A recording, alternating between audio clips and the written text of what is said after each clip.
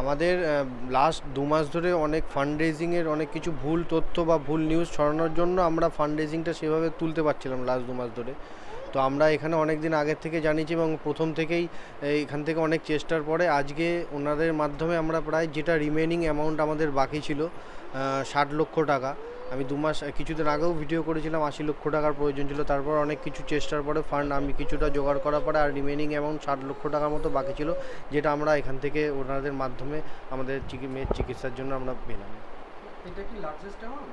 সব থেকে এটাই সবচেয়ে লার্জেস্ট অ্যামাউন্ট। মানে এই 60 লক্ষ টাকা দিলেই ওর ট্রিটমেন্টটা শুরু হবে? হ্যাঁ হ্যাঁ হ্যাঁ, ইঞ্জেকশনটা আমরা পাবো, মানে যে আমাদের ইঞ্জেকশন পাওয়ার জন্য যে 9 কোটি টাকাটার প্রয়োজন ছিল সেটার এই পূর্ণ হলো। কি বলবেন, সবাই তো প্রথম থেকেই সবাই আপনাদের পাশে আছে, মানুষ বিভিন্নভাবে হাত বাড়িয়ে দিয়েছে, আজকে কমপ্লিটলি হলো লড়াই করা যেতে পারে, টাকার জমা আনার যে কারণ লড়াইটা ছিল, যে চ্যালেঞ্জটা ছিল, সেটা আজকে কমপ্লিট হলো।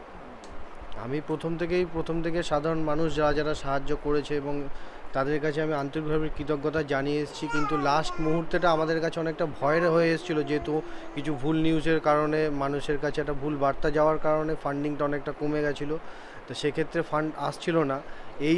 বিশেষ করে এই সময় যে আমরা যে এত বড় একটা অ্যামাউন্ট, এটা অনেকটা বড় হয়ে গেছিলো, যে 60 লক্ষ টাকাটা বেশ 2 মাস ধরেও আমরা এটা অনেক কম অ্যামাউন্ট জোগাড় করতেছিলাম, যে একবারে এই টাকাটা যে আমরা পেয়েছি।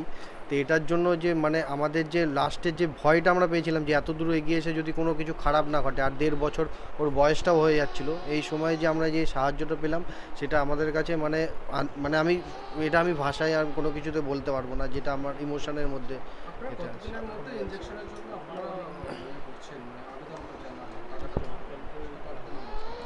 আমরা ইঞ্জেকশনটা যে সমস্ত কিছু ফান্ডিং কমপ্লিট হয়ে গেছে, এবার কিছু পেপার ওয়ার্কসের মধ্যে আমি আশা রাখছি যে ইঞ্জেকশনটা আমরা আর 10-12 দিনের মধ্যে মানে যা আসতে যা সময় লাগে আর সেটুকুর মধ্যে যাতে।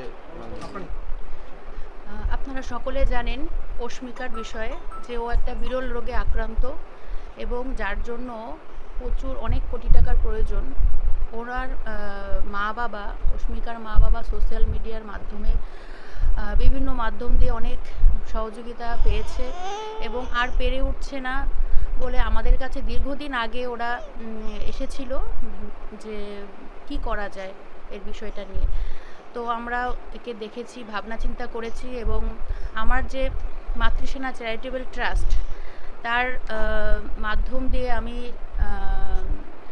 মাননীয় শ্রী শান্তনু ঠাকুর মহাশয়ের কাছে আবেদন করেছিলাম যে এর বিষয়টা একটু দেখার জন্য, এবং তিনি আমাদের সেই অ্যাপ্লিকেশনে সাড়া দিয়ে মাতৃসেনার চ্যারিটেবল ট্রাস্ট ওনার দপ্তরের মাধ্যম দিয়ে আমাদেরকে সহযোগিতা করেছেন এই বাচ্চাটা যাতে সুস্থভাবে আবার স্বাভাবিক জীবনযাপন করতে পারে।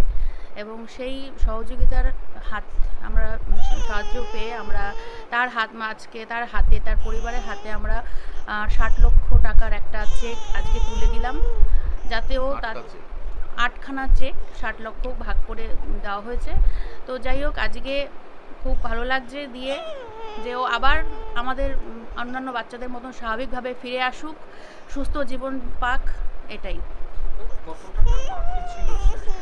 ওরা যেটা বলেছে লাস্টে যে 60 লক্ষ টাকা হলে আমাদের বাচ্চাটাকে ঠিকভাবে ট্রিটমেন্ট করতে পারবো, সেই হিসাবেই আমরা আমাদের ট্রাস্টের মাধ্যম দিয়ে সেটাই আমরা ওকে দিয়েছি। হ্যাঁ, কমপ্লিটলি ভাবে আজকে আমরা তুলে দিলাম মাতৃসেনা চ্যারিটেবল ট্রাস্টের মাধ্যমে।